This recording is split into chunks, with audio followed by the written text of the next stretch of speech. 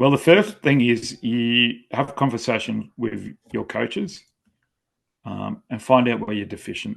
Find out what you need to work on, what you're good at, whether it's what physical attributes and what skill attributes you need to work on. Okay, they're your general. Okay, whenever I've got a moment, I need to work on them. The other point is having a really good structured physical training program where you don't have to beat yourself up in week 1, 2, and 3. You're really building up. So good structured progression that is planned for you to be in the best shape you can be when your pre-season starts. That was how I'd approach that. Approach your coaches, and then have a really good plan for the rest.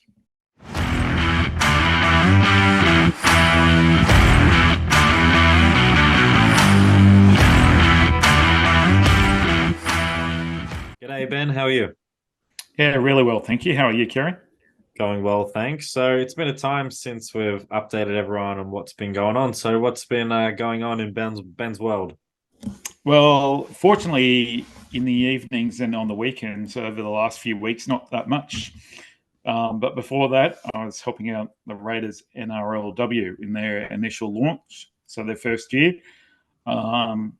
So sort of second league program for the year that I was helping out, and first time in women's sports. So yeah, it was really good. It's been busy, but it's great to have some weekends back and refresh at the moment. No, it's good. It was a really good season from the NRLW, and State of Origin was really good, and currently now seeing some international rugby league as well. So it's been a really good season for them. Yeah, absolutely. So it was good to delve into that side of performance, particularly launching a team that had just come together from all different places. And probably some of the success stories, you'd look at the New Zealand team, there's a couple of girls or a few girls that have come through the Raiders program and really excelling there, like RP Nichols getting player of the match on the weekend. And I can see that she was an absolute pleasure to coach, a really professional, fantastic person, and just diligent. And you can see why she gets got a player of the match. Just her work ethic is right up there with most of the professionals I've trained. So how did you find the experience overall being the strength and conditioning coach for the Canberra Raiders compared to some of the previous roles that you've been in? Yeah, it's different. It was more like an academy role in a way. So at the time, they were training a few nights a week, but a lot more focused. We were in there from about 4 p.m. to 8 p.m. by the time recovery finished, 3 times a week. So 3 training sessions in a game. The preseason was Monday, Wednesday, and Saturday. Interesting thing was because we were going that much rest in between our training sessions, we could be fairly brutal with our training sessions because they had that time to recover. In terms of coachability and professionalism, females are sensational. They were really, really good, and it's probably a maturity thing. Females in their 20s are so much more mature than males, and I found that a pleasure. I was really, really happy to be part of it. It was, yeah, and the way that the Raiders did it, really professional. The board took it all on board, made them feel really welcome. They got to use the main facilities at the Raiders by themselves without anyone else there, and it's a real credit to that organisation. They did it very, very professionally, and hearing from the players that had been in other clubs, they were just blown away with how well the Raiders program was run. Yeah, and I think that shows with some of the results that you had on the park. You had some really good results against teams who have been there for quite a while and players who have been playing that game for quite a while as well. So it was really cool to see some, in people's eyes, upset games. But you guys and girls have did the work during the preseason, so it wasn't a surprise. But I think you did shock a lot of the rest of the teams and players in the NRLW, and definitely have them on notice for going into next season. Yeah, both the head coach, he did a fantastic job, and Steph, they recruited really good humans. That was their motto through that, and obviously he's been in the female space for a long time in rugby league, so he knew the players that would bring work ethic and a team value. And yeah, maybe I don't know whether it was surprises, maybe it was to people outside, but after our pre-season, which was quite tough, really, really hard, and we got all bar one player through that pre-season that were available. On the back end of a pre-season like that, you're going to be successful. You've got all of your squad bar one person to pick from, and they've all trained at a high level. You're always going to have a good season. And the girls were just, or women, I shouldn't say girls, but there's an age range between 17 to 30. They were just fully committed. It was the first time that a lot of them had gone on that stage. So there was 14 players that had debuted in NRLW. Obviously, some people that had come from rugby and rugby sevens background or other NRL teams. Even of that 14, some of them have only played half a game. The ones, so it was fantastic. It was a really, really good experience, but it took a lot of effort, a lot of time and focus and energy, particularly from the staff that went into it to create that environment. I just hope that momentum keeps up. 100%. So having a whole different mixture of athletes coming from different backgrounds, how did you find that they transitioned over well from that rugby sevens or rugby union? How did you find as a coach? Was it sort of easy for them to transition over, or did you find it like quite challenging for them as well? Yeah, it's really interesting when rugby league is similar to rugby in a way. Obviously, there's some subtle differences, but you don't have to worry about scrums, lineouts, and the ruck contest. So it's simple. It's really just going into attack and defense principles and what you do on different parts of the field. Maybe some different tackle technique where they're up higher a lot of the time to slow them down. But the transition is quite smooth, I think. I'm not sure. Maybe it might be different in the men's space, but in the female space, the players that had been through, particularly the New Zealand girls that had come over from their 7s and 15s program, they transitioned really quickly, going from not playing to being very, very good players. And I think that's a full credit to the coaching staff as well, that they identified the key skills that they would need to transition, and we focused a lot on those and doing a lot of, you can imagine, a lot of shuttles in our training. There was a lot of up and backs to the point where the girls were absolutely sick of me doing that. But when we transitioned to playing, it was so easy for them because, and that's the main thing, the default fatigue position of being able to run up and run back, and identifying the key skills. But the girls are, they're a pleasure to work with. Like, they're so coachable and so keen. Really enjoyed that. I think Grace Camp was sort of a good example of that as well. Coming straight over from the 15s game in rugby union, then sliding straight into rugby league, and having a really solid season and showing that she can be a devastating ball runner on both codes of rugby. Yeah, definitely. And Grace, having chats to her, she enjoyed it. She was so happy the whole time, and I think that probably brought out the best in her as well. She felt really comfortable, and she was allowed to ask questions if she didn't know stuff, and felt very comfortable with doing that. And you could just see her confidence grow across the competition. But also, she was pretty humble and a nice girl as well. She didn't worry about the media saying all this wonderful stuff about her. It's like, all right, I just want to get better. She didn't buy into all of that, which was good. Yeah, 100%, 100%. So what does it take to be successful in rugby league from an S&C point of view? So it is very similar to rugby in a way. It's a horizontal power sport. So the idea is it's a gain line sport. So, and even more probably than rugby union, where it's a gain line than a ruck contest sport. So lead drive is key.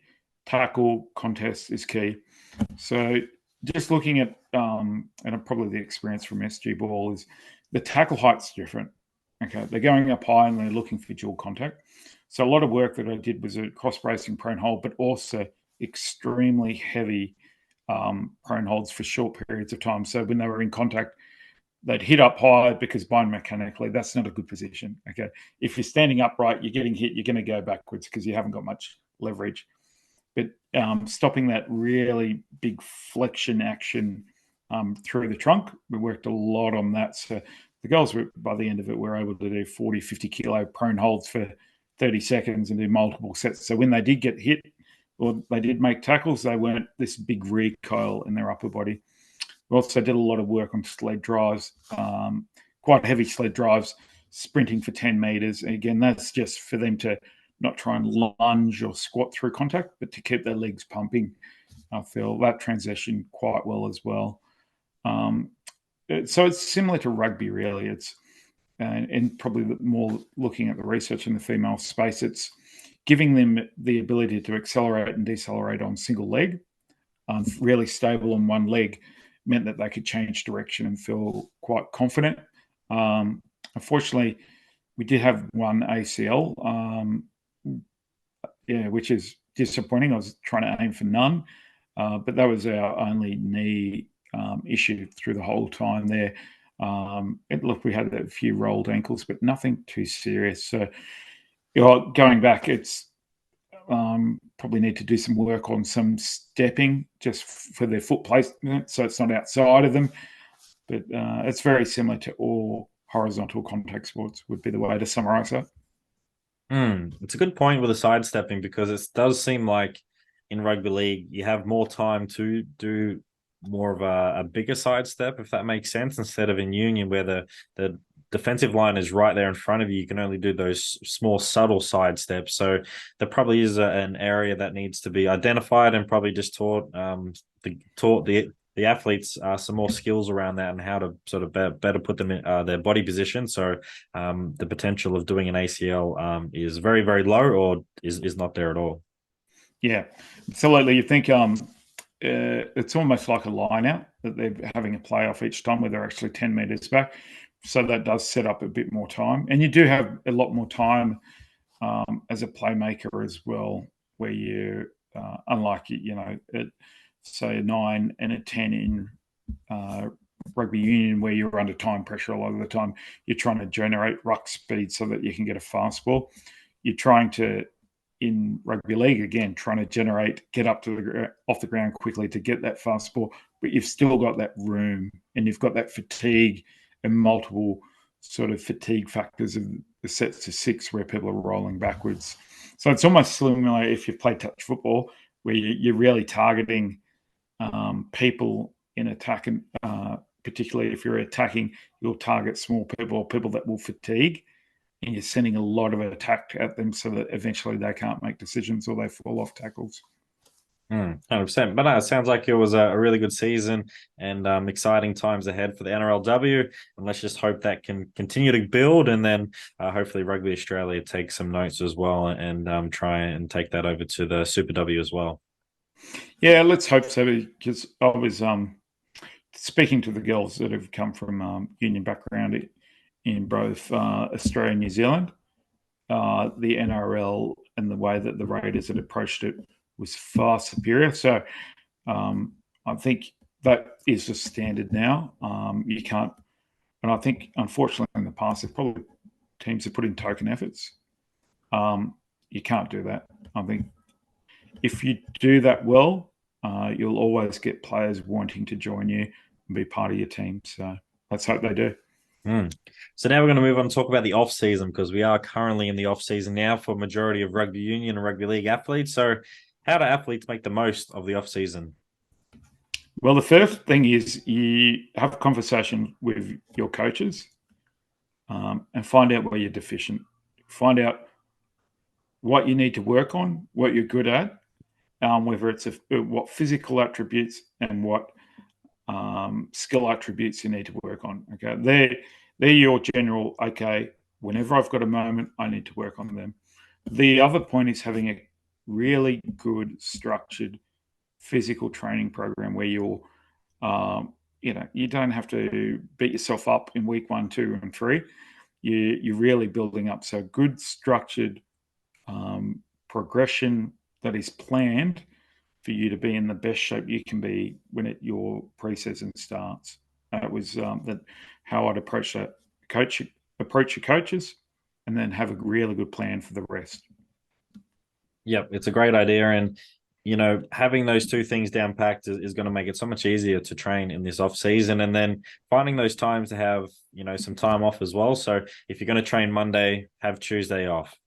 Train Wednesday, have Thursday off, train Friday. Like, it doesn't have to be the exact same schedule as what you were doing in the preseason or in season. You're just making sure that you can slowly get better, but also have some time off and recover. Just like Ben was saying, with the preseason with the Raiders girls, you're able to go harder on those days because you were having a full day off after. So if you can do that, and then find some times to work on some new skills as well. If it is something that it's a different sport or just something completely different as well, go out there and enjoy it, because the rugby off season really isn't that long, because preseason creeps around pretty quickly. So definitely go out there and try and do some new skills as well.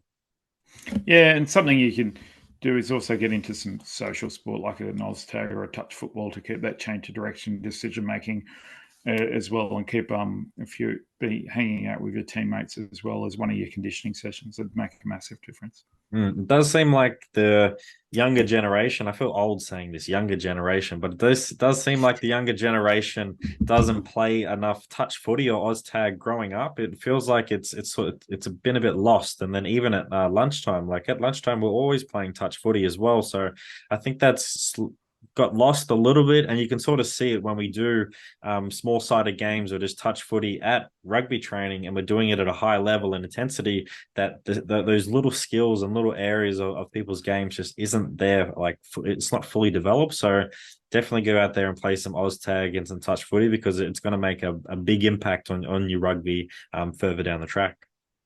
Yeah, definitely agree. I won't go down that old guy path, but yeah, gone are the days where you'd see people actually playing a little bit of touch even before training. So enjoy it. It should be fun. Mm. And one thing we'll definitely remind people on is try and have, at least 2-3 weeks off, just not doing anything straight after the season as well. Have a bit of downtime and then slowly get back into your training as well. But if athletes are going to compete in rugby sevens competitions, because that's very popular now, especially with the summertime, what advice do you have for them to best prepare themselves? Run. Yeah, do a lot of speed work, do a lot of more high speed running. Then mimic some things. So leading up to a tournament, say 2-3 weeks out, have have some experimentation on the weekend where your Saturday and Sunday, where you're doing an AM and PM session on each day, where you do, and it doesn't have to be long, just a 20-minute AM, 20-minute PM on both those days, so that you can get used to warming up, cooling down. And that's the hardest part of sevens, is that you're going to be doing multiple events. You need to do it probably a little bit faster than you're used to. And you have to know how to down regulate and up regulate 4 up to 5 times on the weekend. That would be my advice. And just mimic that over the 3 weekends leading up, where you slowly increase the intensity of that. Yeah, have your warm-ups down packed as well, because that first warm-up of the competition is going to feel pretty good. And then as the time goes on throughout the day, you're just going to be like, shit, I don't really want to warm up, or the warm-up duration gets shorter and shorter and shorter. You only do 5 minutes, and you're running out on the field. So have all those little routines down in place. Even if you're just playing social with friends, or you're playing for a different club, you are trying to protect yourself and not hurt yourself for 15s, or you might want to be playing really good so you can get spotted by a different competition, or by the selectors or something. So really make sure you have those routines down packed, and have the routine in place of what you're going to eat throughout the day as well. Your nutrition is such a big, important thing, a part of a sevens competition, because you are going to find yourself getting hungry. It's going to be really hot out there. You're going to be burning a lot of energy. So do you have those little nutrition things in place that you can perform over the Saturday and the Sunday? I'm really glad you mentioned that, because I just assume everyone would know that, and that you should never assume. So I'm glad you mentioned that. people can still grab those a few different warm-ups from the website as well, can't they? If they're keen to do that, you've still got that available. Yep, if you need anything like that, just reach out and we'll happily share some of the free stuff that we have shared to others in the past. Hi everyone, we just want to take a quick break from this episode. We hope you're enjoying this episode so far and all the content we have produced. We appreciate all the support from our listeners and followers so far. If you haven't already, sign up to Elite Rugby SandC blog today. You'll find our website link in our bio below. Remember to like, subscribe, and share Elite Rugby SandC on all social media platforms to all your family and friends. Thanks again for all your support, and now back to the episode. So, what advice do you have for S&C coaches out there on reviewing their strength conditioning program after a season? What are the key areas and what should they do planning for next season? Yeah, so I used to always go through a list of keep, introduce, remove. So look at all the things that you need to keep in your program that were really quite good. A few things that you need to introduce to make the program really good, and what needs to be removed. And those things could be the way that you train, your planning, your programming with your exercises, and it could be your policies as well that didn't work. Like you might have had a policy where people had to display their fitness by a certain day, otherwise they couldn't play. But when you reflect back on it, it didn't work. That would be a remove. One might be we haven't done single leg isometric work on our hamstrings. We've done double leg eccentric, but that didn't quite work. Maybe we need to introduce that. So looking through what you need to keep, introduce, and remove, and then working through each of your areas such as planning, programming, and that could be speed conditioning, strength, power, and then the policies involved, and then write that down, and then get some people that you like to see it, and then explain that to people that program in a very different way to you, because they're more likely to find some holes in your program as well. And then implement that with your coach, introduce some ideas and get some buy-in well and truly before the next season starts. How about some tips from you? It doesn't need to be, a massive change to your program either. Like you could have been going in the right direction with the program. It's just these little things that you need to change and, sprinkle in. You probably only need to change maybe around 3 to 5% of the program, and that's going to make massive differences. And, see how your athletes were traveling over the season of did they earn the right to progress to the next exercises and the next stages of programming and athletic development. So if they are up to that, then sweet, let's move that along. If not, then try and see where some athletes fit, and if the ones that do fit in that category, sweet, we're going to do this.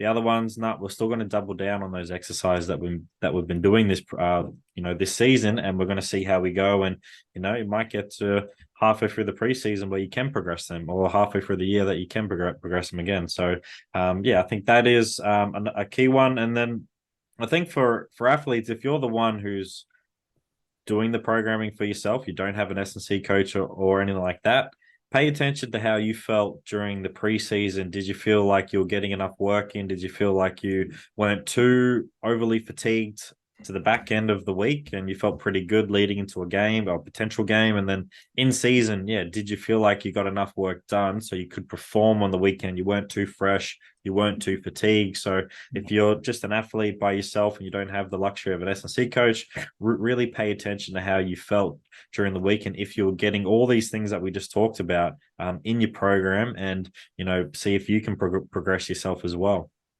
Yeah, totally agree with that. That's some really good advice.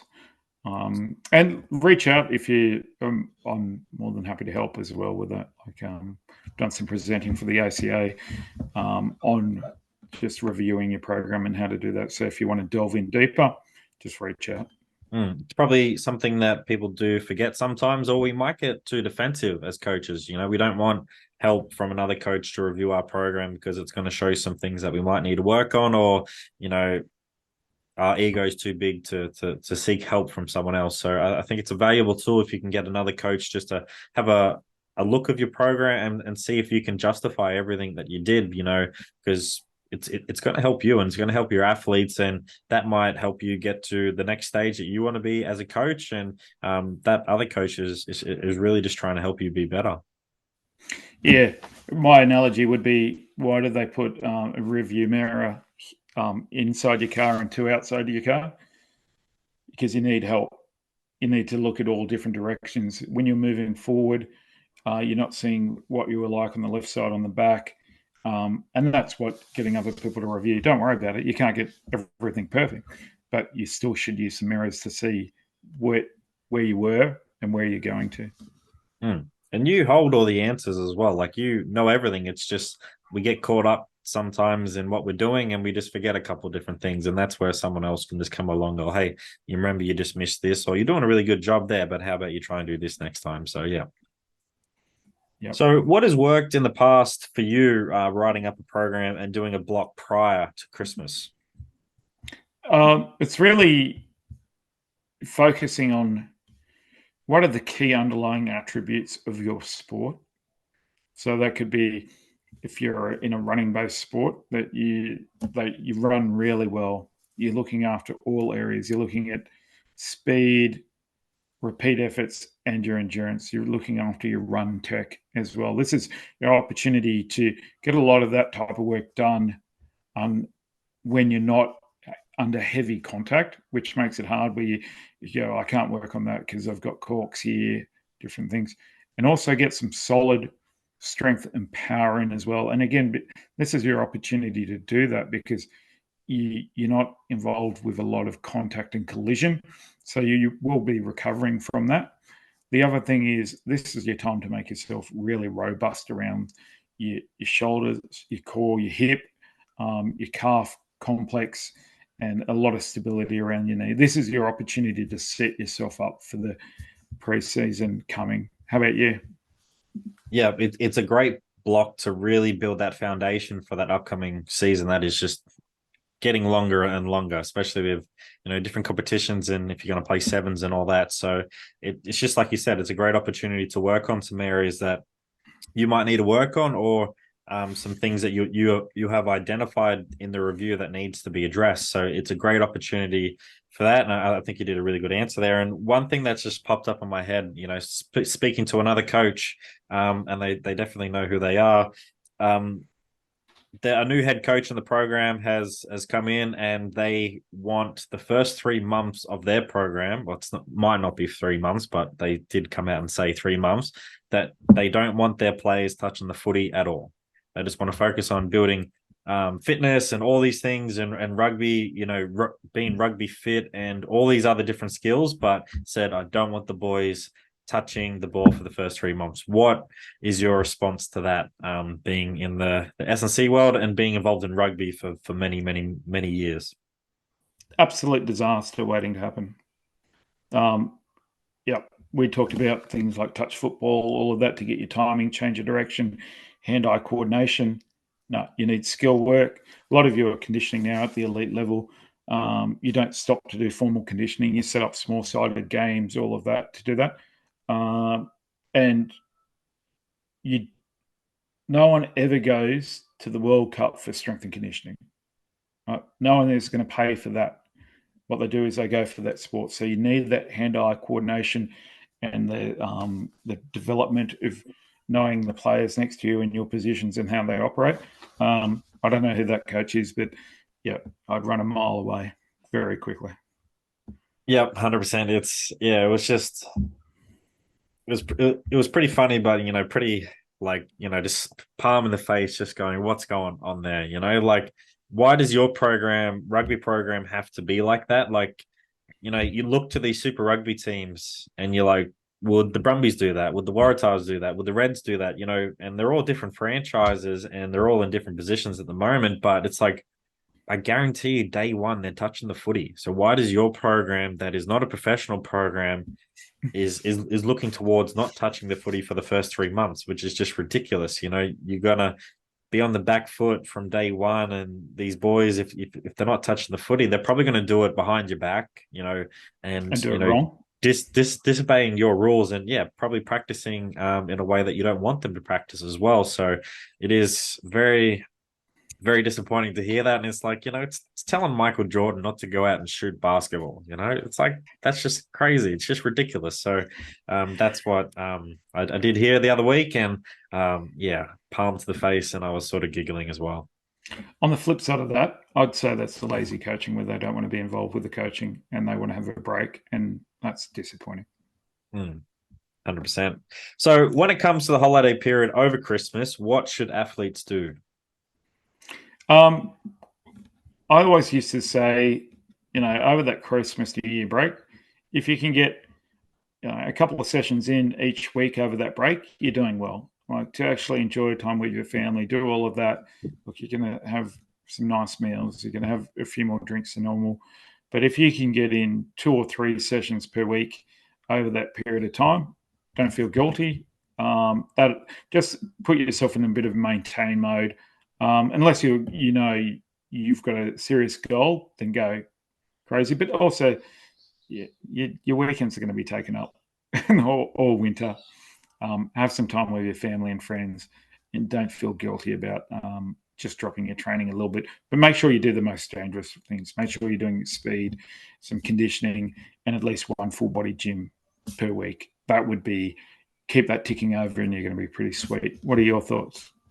Yeah, and don't be afraid to do a short session. Like if it's just half an hour, that half an hour is going to be good quality. And if you tick off those things that we just said, you're doing your high speed meters, you're doing some calf work, you're getting some hamstring work in there as well. You're building up those shoulders because you need them nice and robust for when preseason does hit, because a good sensible coach will make you pass the footy day one. And then there's more than likely 99% of the time that there's going to be some form of contact as well leading into that program. So you definitely need to be ready for all that. But, a short session of 30 minutes, 40 minutes, that could be enough for you to keep improving your performance and ticking a good box, but then also allowing you to enjoy the rest of the holiday period. Because as Ben said, as soon as you get back, your weekends are going to be taken up. You're going to be doing all this extra training, and you sort of are going to get to a point where you're like, I'm really looking forward to that bye week. I'm really looking forward to that weekend off because I've just been surrounded by rugby